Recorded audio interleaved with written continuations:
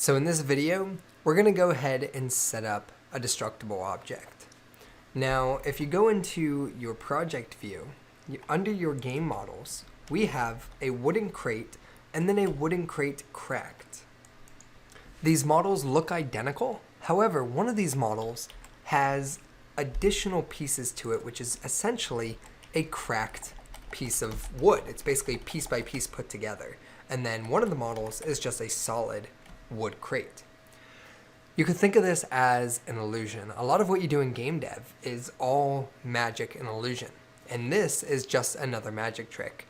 When we destroy a crate using our weapon to make it fall apart, we're not actually in real time destroying that object. We're actually swapping it out for a cracked object, and then we're letting physics affect each of these parts individually. So, how can we go ahead and set this up?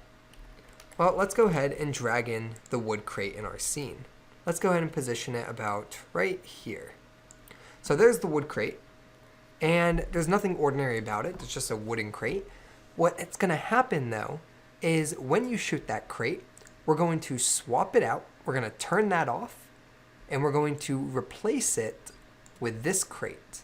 And let's go ahead and position that. Copy the transform component. Right-click, copy component, and paste component values. And we're going to replace it with this crate here. And I don't know why we can't see the cracked crate. Give me 1 second here. Where is our cracked crate?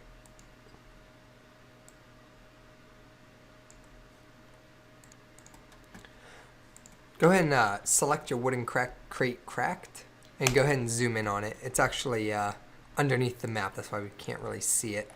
Hold on. Go ahead and let's go ahead and, oh, and our scale is set to 0.01.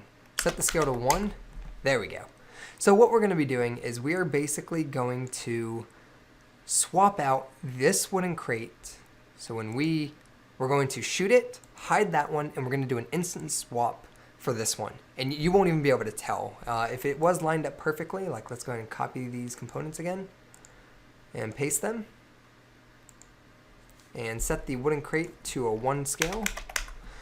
This will be an identical scenario. So here you have the crate, you shoot it, and then what's going to happen is we're going to apply physics to each and every one of these. So watch what happens when we run the game.